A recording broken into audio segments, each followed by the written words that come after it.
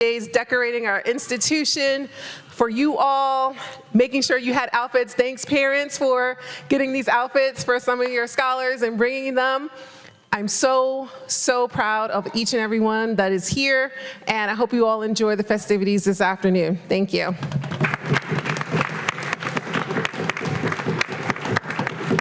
Yes, so before we get started, I'm going to have Mike and Ethan, our president and vice president, step forth to say a welcome, and then they're going to hand over the event to our MC, Mr. David Abifo.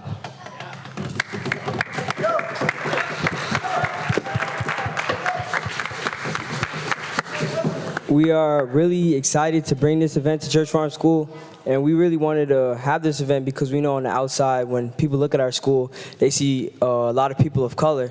But when you really look down into it, we are comprised of a lot of different cultures and things of that nature. So we really wanted to show that us as Church Farm, although we might be a lot of people of color, like if you really look down into it, we are comprised of a lot of different cultures, and we wanted to share that.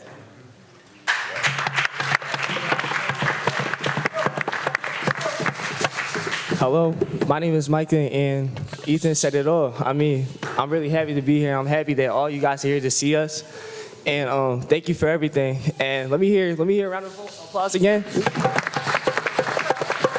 All right, yeah.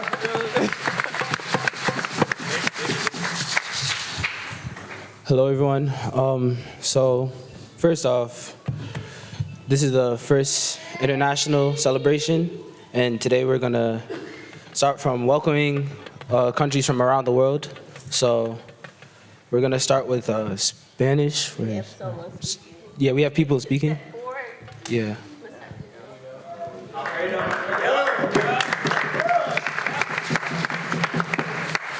Hola, bienvenidos, espero que tengan un buen día. Bienvenidos a Church Farm School y que estén aquí para celebrar el Día de Internacionalidad, y estoy muy agradecido para que estén aquí y que tengan un buen día.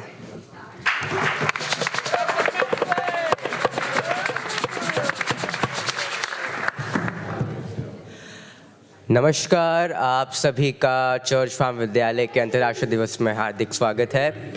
I know many of you won't get that, but welcome you all to the first ever edition of International Day at Church Farm School.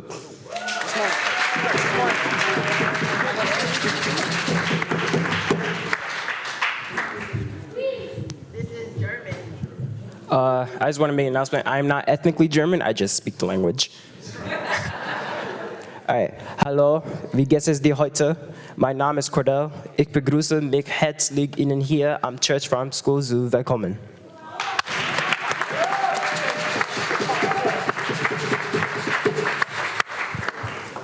Karibuni nyote, jina langu ni Nathan, niko kwa grade 11th na hii ni ya yangu ya tatu.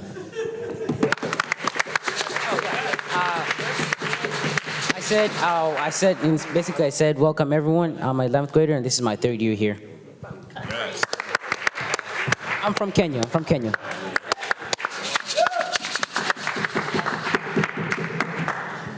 I'll do French and Arabic. Alors, bienvenue à la première journée internationale pour la célébration de la diversité. أهلا وسهلا فيكم في أول يوم في العالم للاختصار والتشكل. شكرا.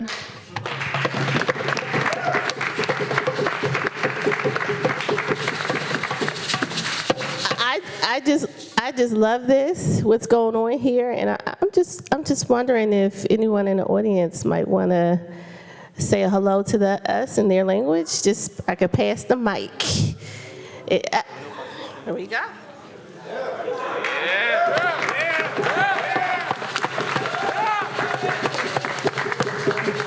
Buitirabame Sungu Begia, Irahiyaho, to the Church Farm School, Church Farm from Honduras, Garifuna.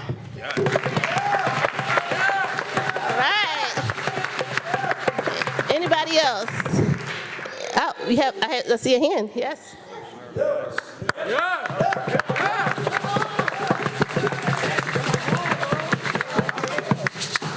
Ekene munu afambu ifenywa abu Mama Kobi. Ekene munu abu moye Nigeria Igbo.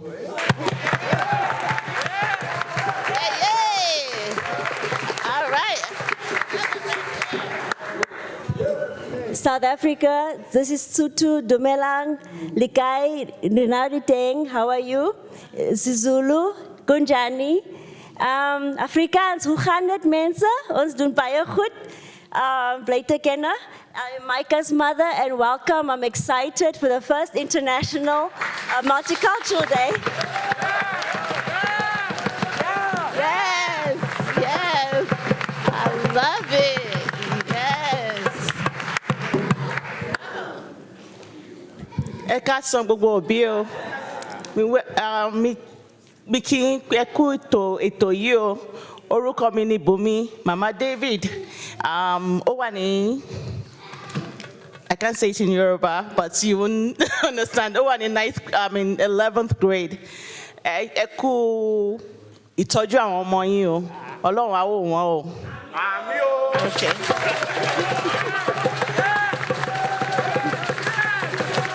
So what I just said was welcome to the event. I thank you all parents for being part of your children's life. My name is Bùnmi.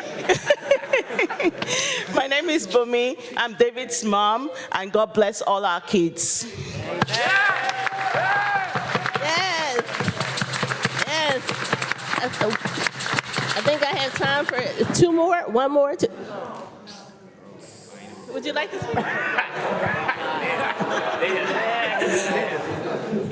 Good afternoon, everyone. I don't have a foreign language to speak, but I want to bring you a broken English from the beautiful island of South America, Guyana, representing GT.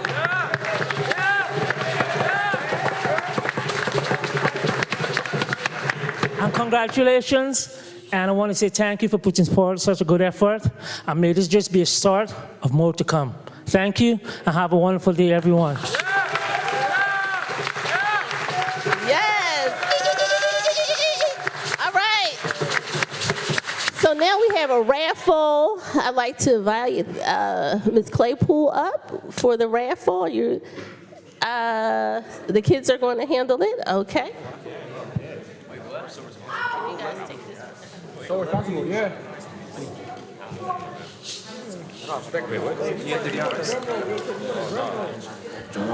Can I get a drum roll?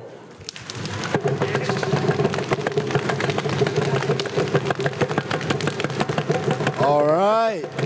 4945795. Hey! Come on down.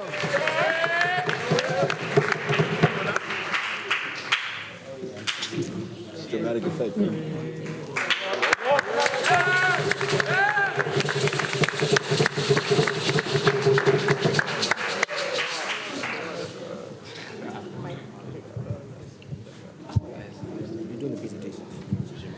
Yes. So now we're going to have a few presentations from our students that have studied abroad over the last summer. I just have a nice quote here. It takes a village to raise a child. Here at Church Farm, we look at this community as a family, and that we are helping to bring up your children, and it's a partnership. And so we're so thankful that you're here with us today. All right, so before we move on to that, I did want to have someone read about, read about our multicultural club here at the school. And so I'll just take, All right. Read it off. All right. My name is Emmanuel Parsons. I am part of the leadership of the M Club. At the M Club, we, like Ethan said, we are fully comprised, like the school is fully comprised of mainly African American and darker skin tone kids, minorities, if you will. We want to indulge and dive deeper into the backgrounds of the minority groups and teach them to everybody else who are interested in them and who apply and who don't apply. We want to, the mission of M Club, hence the name Multicultural Club, is to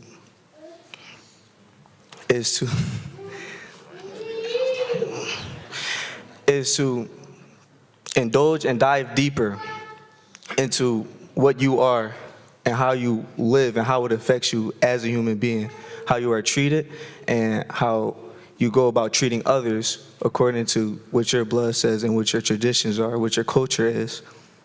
That is the mission of M Club.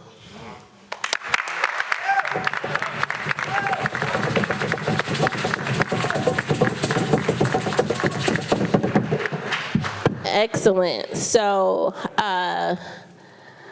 while I pull up the presentation, I'm going to hand it back over to the students because I just need to get to this the slide. I'm going to have Kai. Were you? Yeah. Kai. Yeah. I'm just going to have you to start just talking a little bit about your experience while I pull up your presentation. Okay? Thank you.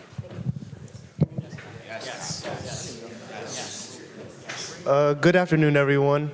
This summer I traveled to Japan to study taiko drumming and the culture of And I was able to do so through a program called the Student Diplomacy Corps. And thanks to Ms. Scott, she was able to put together a last-minute decision that allowed me to go. And I'm very thankful. And I guess I'll be going into detail more about it now. Huh? Sorry. Where are you from? I was born in America, but my dad is Malaysian and Dominican and Norwegian, and my mom is Hawaiian Filipino, and I'm sorry.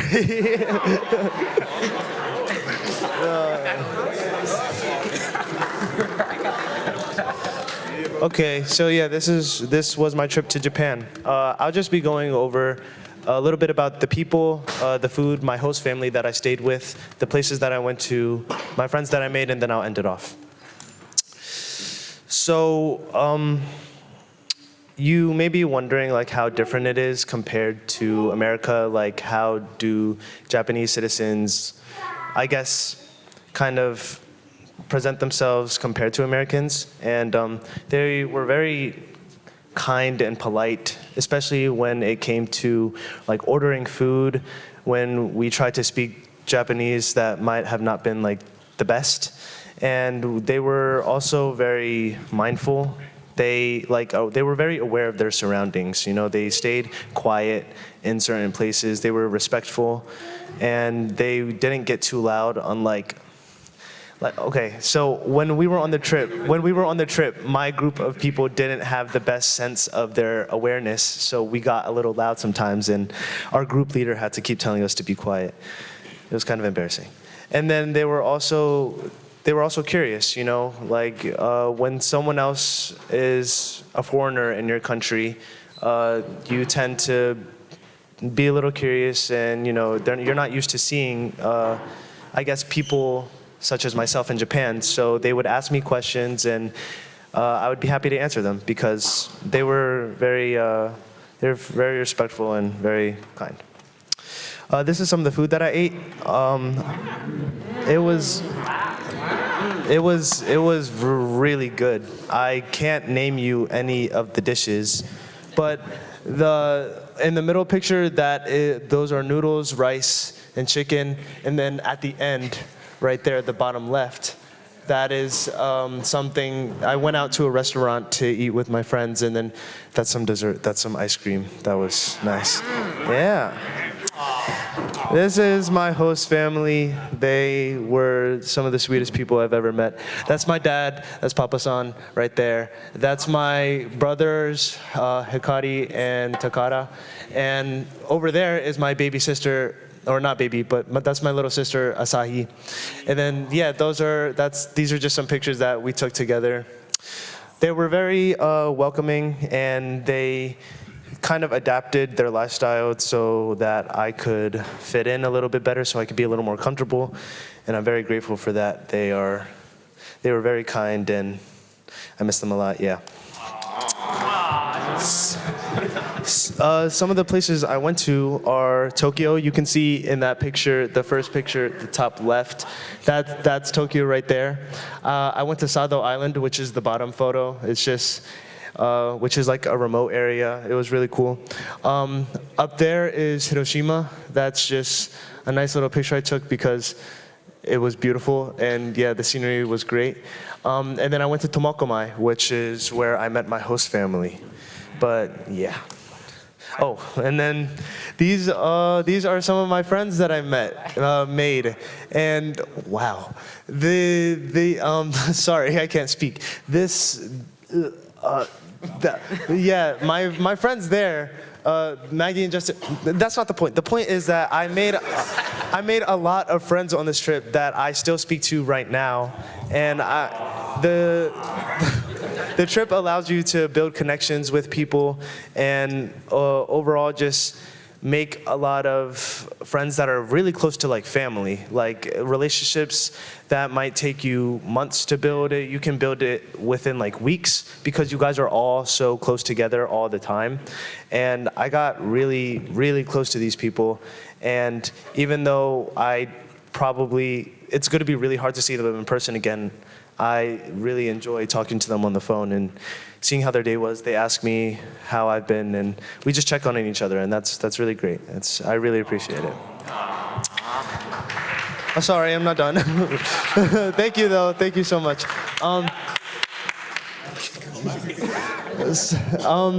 And to end it off, that was my trip to Japan. Not only am I extremely grateful to Ms. Scott for giving me this opportunity, but I would like to recommend it to any other people if the opportunity presents itself. I had an amazing time. I made a lot of friends, and I learned a lot about myself that I don't think I could learn in another environment. Thank you.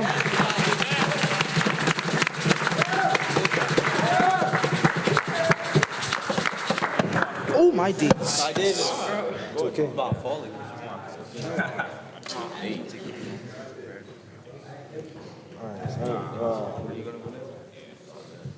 Oh, David. Oh, David. All right, so hello. My name is David Bafo, and I did the Experiment International Living, and I was in Costa Rica for like 4 weeks.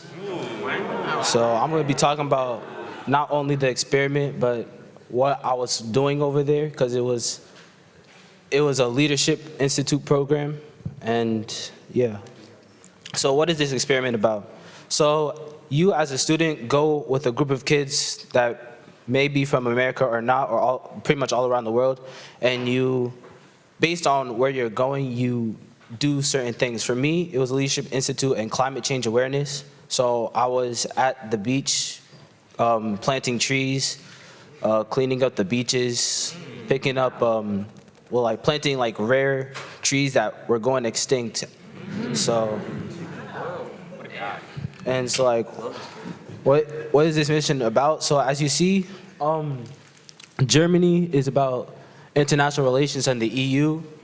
You could go to Ghana, which is also the internships. You can use those as, you can get letter of recommendations for them.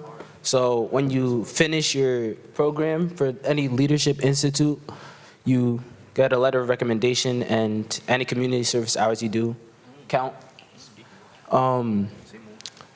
Italy, culinary training and culture, Costa Rica, Leadership Institute, climate change in Costa Rica, Ecuador, the Galapagos Islands and the Cloud Forest, and France, cultural discovery.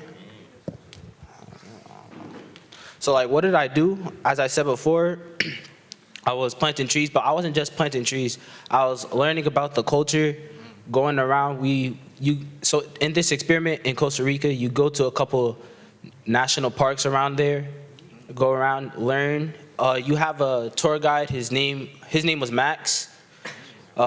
He spent most of his life doing this. He's like a biologist. So you'll go with him, go around. He'll help you plant trees. You'll clean the trail for students because for their high school, they have to take a trail to school, and this trail was covered by like animals and leaves. So you had to clean that too. Just not trying to help the community, but not just trying to say, oh, we're gonna do this for you, but asking what they need help with instead. So. That's a good issue. That's fire. Challenges and growth I face. So living in a different country for 4 weeks had its difficulties. Learning a new language, my Spanish, precisely. That, so, also learning like Costa Rican slang like pura vida. So like pura vida is a statement for like anything that's good. So like if someone asks how you doing, you can say pura vida. Or like even if you're saying hi, you can say pura vida for saying hi. Also like living there is not how it is in America. Like some people don't have big houses. My host family didn't have like a super huge house, but it was a very comfortable house. They made it feel like home. The host parents were super nice to me, helped do my laundry after dirtying them up in mud water. But anyways, yeah, so just like, but also growing. So like you understand that even though you're in this circumstance, you make what you get out of it. Even though I didn't know the language, I'll just say football. Me and my friends organized like a football tournament with our host kids at the local soccer field over there. They took me to a basketball court in Costa Rica. We played there with some other boys that were trying to go to college and asking me about how it is in America and the application process and stuff. So you also get to not grow just by yourself, but with other people, like see how they interact with the world, how Costa Rica interacts with the world, and yeah. And this is some stuff. This is I didn't get to put all my pictures up here. With the trash, that's where we went to. We was at La Playa Blanca in, I think it was like, on this program you also go a lot of places. You go to both sides of Costa Rica, so you'll be on east and west side. We was on the west side and we were picking up trash on the beach. Over there in the corner with the spider, we was at a national park. For that one, you had to go on a boat to get there. Over there, that's the school place, or like, that's the school place we were at, and we were fixing up the swing set and stuff. The turtle, we went to, there's a beach where turtles go to lay eggs. And so we got to watch as baby turtles hatched and went out to sea. And that's our group right below the spider as well for the thing, so. Yeah. So I would end it as it's a very informative experience. I would recommend doing this not just to learn, not just to like do it, but just to learn and get to grow as a person. Because I've definitely grown as a person from what I've seen from previous years at Church Farm for myself, and how I look at myself now is at a very different standard. And yeah, they'll also pay for a lot of stuff for you. So so like, cause the program will get to go on a yacht for a couple times. So. Hey.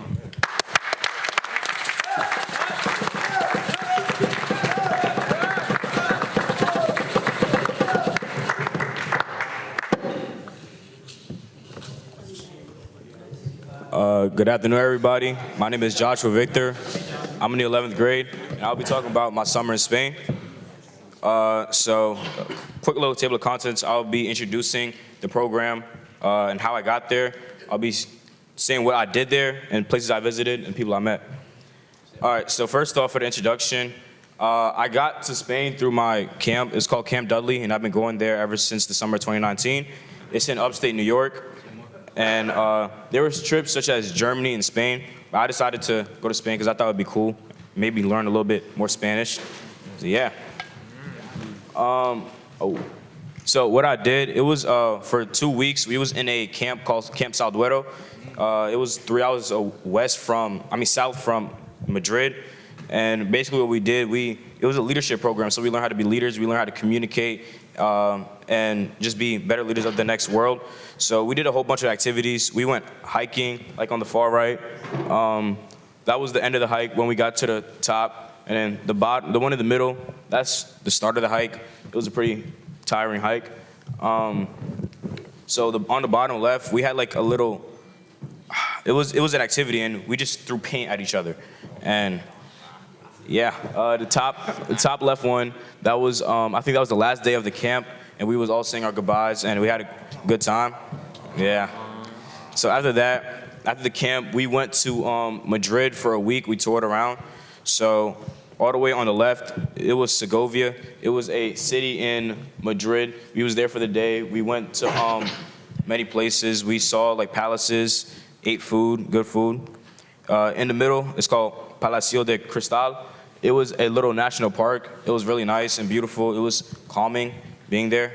And on the far right, it was Plaza de Oriente. It was a palace there, and we got to see it and go inside of it. I made a lot of memories with these people. I still talk to them, a lot of them today, and I would recommend it because it was really fun, not just being in Spain, being abroad, just learning how to be a better leader for tomorrow's world. Yeah. There you go.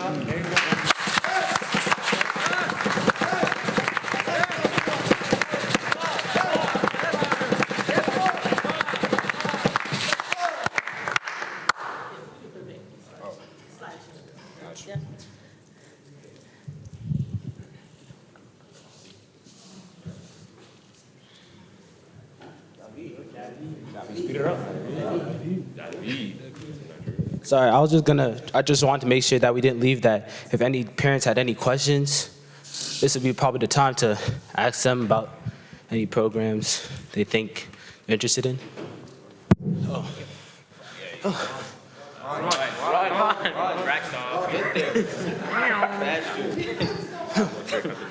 I was just hoping you could repeat the name of the program that you attended. It's called the Experience International Living. The Experience International Living. Yes. Is that all? All right. That's it, right? All right. Okay, so continuing from that, club. So we have a dance for y'all, and we also have the drummers for y'all as well. So.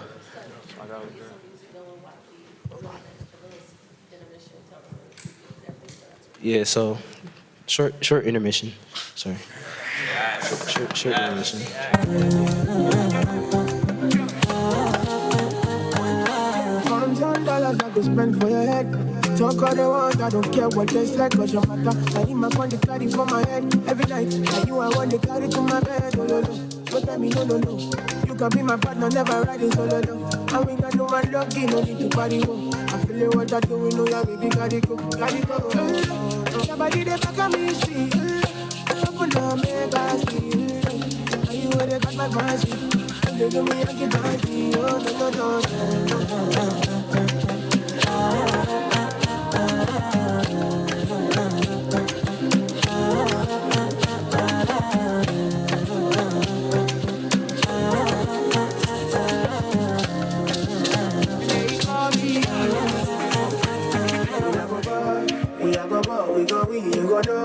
All of the blessings fall on my yard.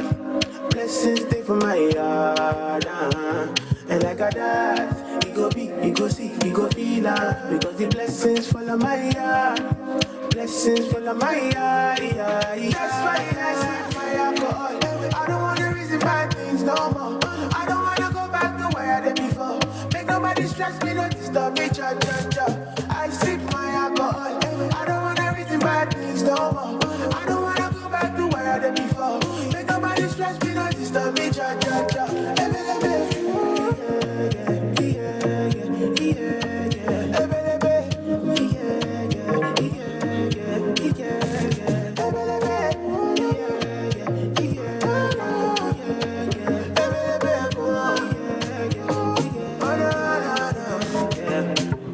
Too many distractions, too many problems. I feel to run away, but I will go solve them. Too many bad men and not enough friends. Love save me, don't wanna lose my conscience. I just wanna dance under the sunset. Make nobody stop my enjoyment. Oh, no, no, no, no, no, no. That's why I sip my alcohol. I don't wanna reason bad things no more.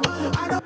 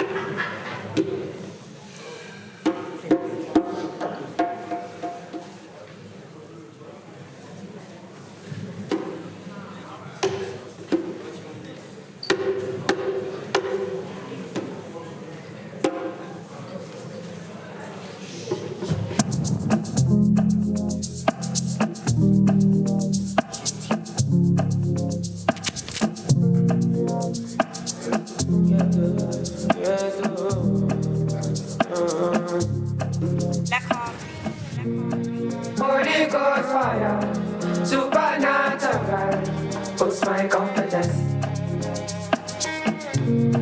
My cocaine, my heart desire, give me happiness. I know they're tired, cause you give me ginger, all the time in it. You're my true lover, my mommy water, give me happiness. Oh yeah, the fantastic, the fantastic, the fantastic, the fantastic, the fantastic, the fantastic, the fantastic, the fantastic, the fantastic, the fantastic, the fantastic, the fantastic, the fantastic, the fantastic, the fantastic, the fantastic, the fantastic. Holy Ghost fire, supernatural, boost my confidence. My cocaine, my heart desire, give me happiness. I know they're tired, cause you give me ginger, all the happiness. You're my true love, my honey water, give me happiness. Sometimes I get yourself on my makeup, start drinking, babe, looking like my day hits me for leaving. It's like an indica.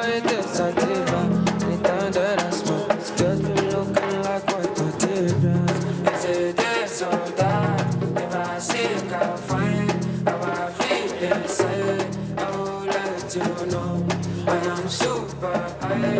I can feel my eyes. They say love is blind, but I can see you.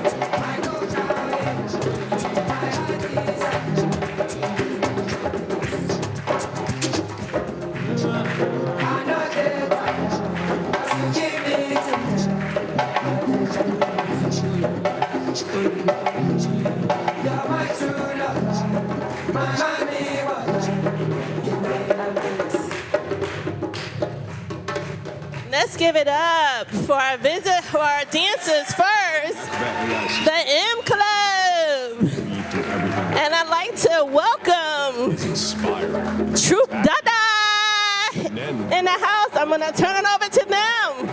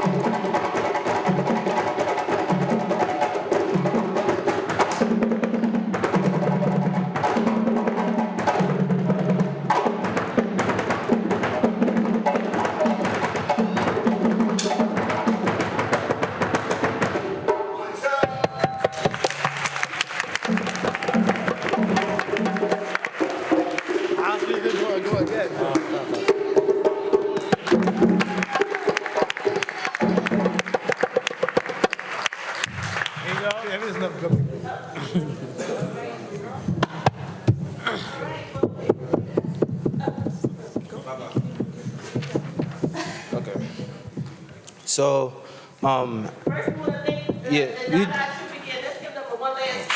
go. There you go.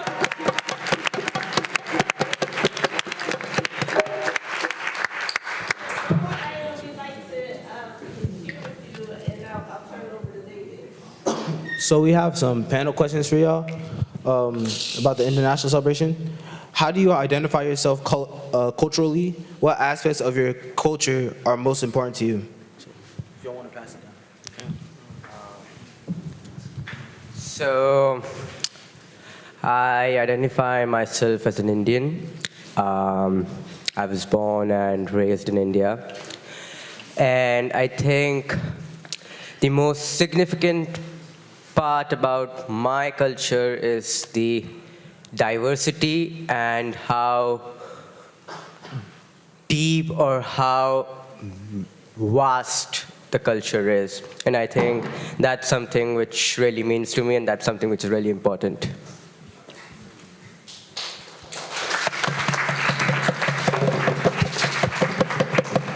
My name is Victor. I apologize for not being in my dress like everyone else is. I just came back from the golf course, but I identify as Chinese culturally. I'd say the most important part of my culture that I value is the dynamic. My parents like to talk about how family always comes first, and I feel like that's something that reverberates through a lot of many different cultures, and so that's what really sticks to me.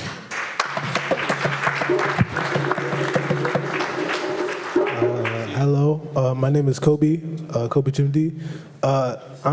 So I identify myself culturally as Nigerian, and a significant part of my culture is unity, where even though in Nigeria there's like thousands of different tribes that live there, like 17,000 at least, from my research, we all still manage to stay like together and united as one people. Even though we eat different foods, we have different traditions, we all still are Nigerians. You can see Yoruba people chilling with Igbo people or Hausa people, being Yoruba people. It's a nice part of my culture, I think.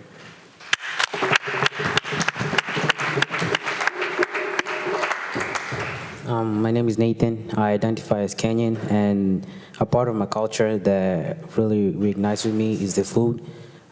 Because when I always look forward to eat food from Kenya, and that's the one thing I really miss from Kenya. And anytime I eat food from Kenya, it really reminds me of my childhood and all the memories I have from there. And that's like the thing that unites everyone in Kenya, and that's really special to our culture.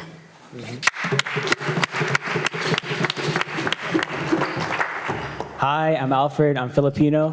And the one thing that I value most about Filipino culture is the culture of excellence. You'll go down there, you'll see it's an archipelago, meaning that the Philippines is a collection of a ton of islands. And you'll see that when you go down and you meet the peoples, they take great pride in the work that they do. That could be any of the trades, that could be planting rice, that could be their schoolwork. And you'll find that Filipinos, and also a lot of immigrants would agree that work is very important, and doing well in that work takes paramount. Yeah.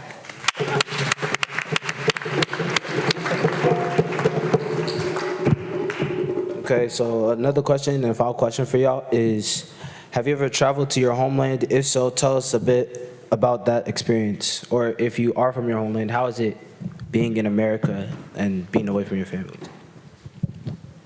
So, as I had already answered, I was born and raised in India. I was born in Mumbai.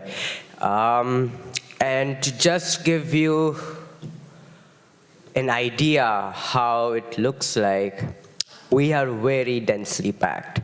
And I think I'm Indian, he's Chinese, and we both are in some kind of competition on being which country will be the most populous country. And and it keeps fluctuating between our ranks. It's very different here. There is more space. And when there is more space, the whole dynamic changes, because how a human adapts to the environment changes completely. And so I think in my few weeks here in the United States, it's different in terms of how accessible things are. It's different in terms of how's the weather. I was here in fall and the maximum temperature went was 75, 80 degrees Fahrenheit, and that's the lowest it ever goes in Mumbai. And so altogether, it's a whole different world. And if you go there, you will feel like it's a whole different world. But I think it's the passion, it's the effort, and it's the mentality which connects the whole world, not just India and United States, but the whole planet.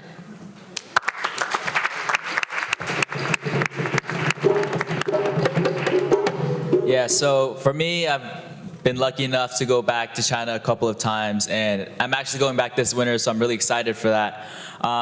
For me, yeah, it's very different, also depending on like what parts you go to, but on my dad's side, his parents or my grandparents live in like kind of a remote area, like a village area, so whenever I'm going back, I'm like using the restroom in a pit in the ground, and like, it's just very different, but it's always a great time, and I'm always wishing I'm back, seeing my cousins, my grandparents. So yeah, definitely if you get a chance, go visit. You'll like it.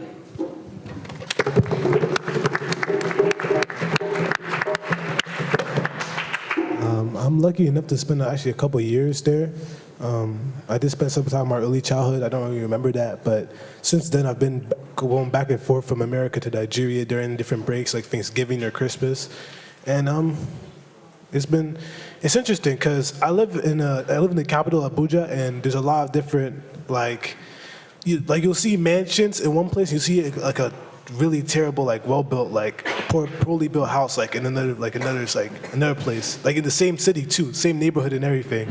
So it's like there's a lot of difference between the rich and poor there, but but if I say the biggest difference is the competitiveness. Like Nigerians love to be competitive. They love to compete with each other. Like they'll make every small thing into a competition, which can be fun or annoying sometimes. But you go to love it, all the time. So, yeah.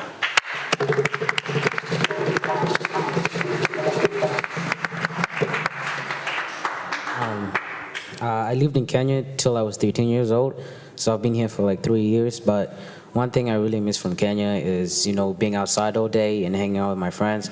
Because in Kenya, if somebody's not at school, if they're not from work, they're all outside, we're all having a good time. And as a kid, I wake up at 8 a.m., go outside, and stay outside until 4 p.m. So that's one thing I really miss, and how everyone is open to talk. Because my family, the one thing they love more than eating is to talk. So that's one thing I really miss, is how everyone just talking and just having a good time.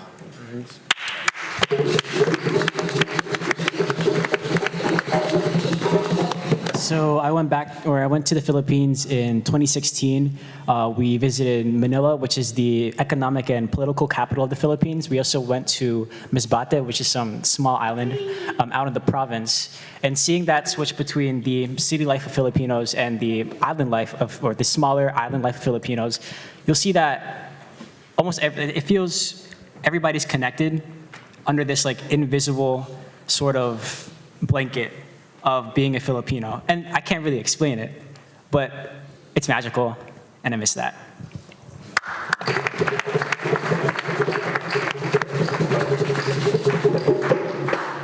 Okay, so Mike and Ethan want to share something real quick. Can we give our panelists another round of applause, please?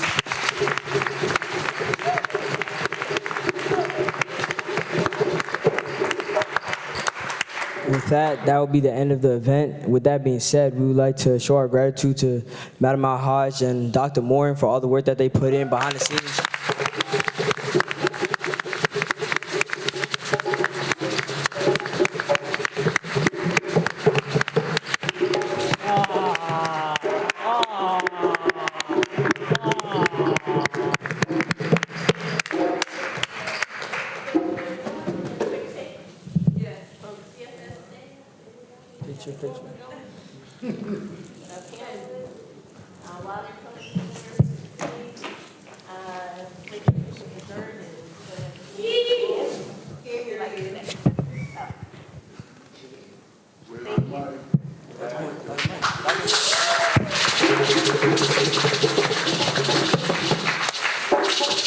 One last round of applause for these wonderful scholars. Oh my gosh. These boys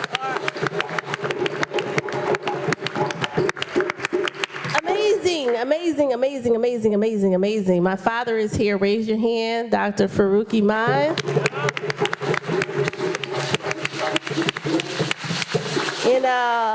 When I told him I was going to leave my government gig to come to Church Farm School, Daddy was like, you sure you want to do that, baby girl? And I said, yes, this place is a special place. And I've only been here for a year. And I'm telling you, I know I made the right choice serving your children. And they're very special to me. And they know that they can come to me for anything, literally. Yeah, I'm right here on campus, and I'm available to the boys 24 hours, 7 days a week, just so that you know. And so, with that being said, just thank you. We're going to keep this energy going here at Church Farm School. We're going to kick it off again next year. Yes, yes, yes, yes, yes. Yes, we have some desserts in the back. I'm going to get some music going. I'm going to have the boys clear the tables to the side, and we're going to, whoever would like to stay, we're going to have a little dance, and that's that. So thank you so much. Yeah.